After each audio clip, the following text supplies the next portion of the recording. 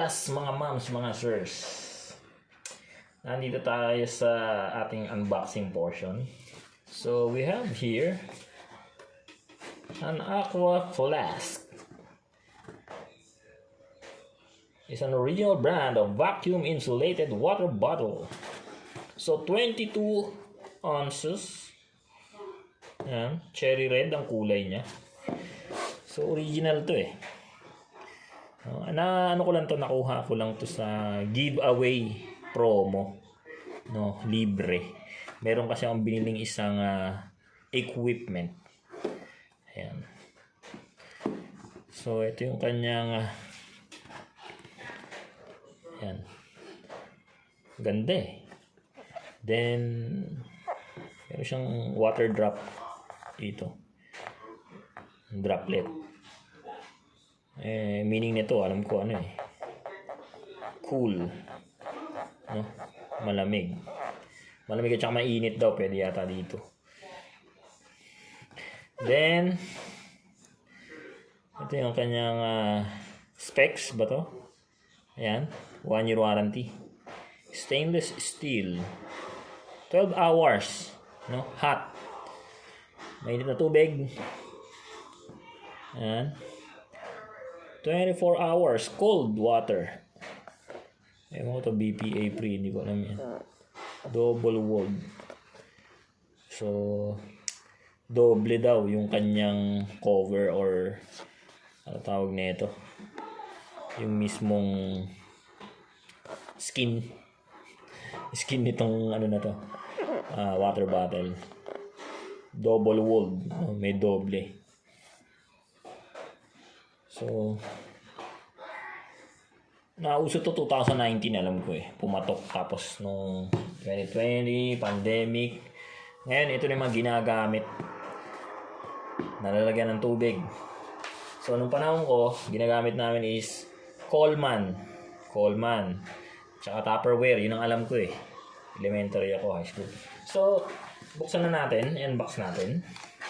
Ayan. Makikita mo, may plastic pa. Ayan, bubble wrap, ito. Kunin na natin. Ayan, lagyan muna natin ito dito. Ayan, bubble wrap. Ayan po. Bukas ng bubble wrap, meron siyang plastic dito na manipis. Ayan, plain. Colorless plastic. Then, ito. Ayan, ang ganda. Grabe. Ayan, oh.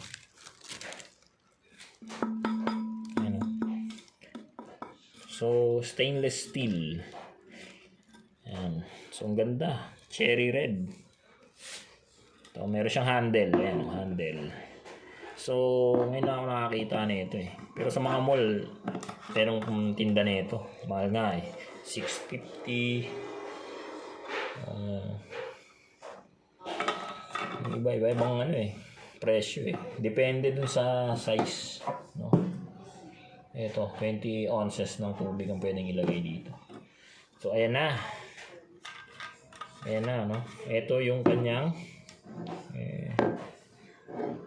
ito yung ano. Kung anong tawag dito, ito.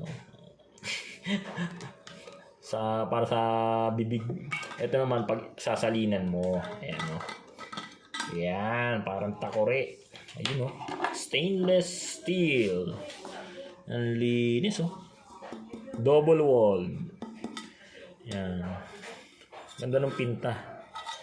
Yan, original. Yan. Napakalinis. Yan, parang wala talagang gasgas at saka hindi matalim, hindi masusugatan yung mga labi nyo. Okay, ganda. Yan, oh. So, pwede mo salinan na mainit, pwede mo salinan na malamig. Ito naman. May rubber siya, ayan, oh. Rubber gasket yata yun kung tawagin. Tapos meron siyang thread, naka-thread siya. Siyempre, ito yung cover eh, no?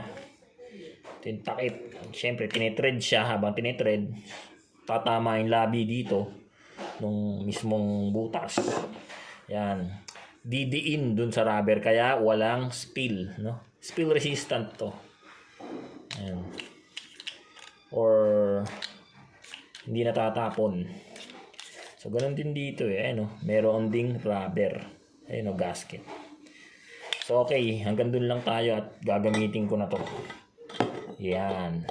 Para pag magpa-practice tayo, drilling sa basketball, pang exercise lang, recreation, meron tayong Aqua Flask. Ang water bottle ng mga celebrity. Sige, hanggang dyan lang.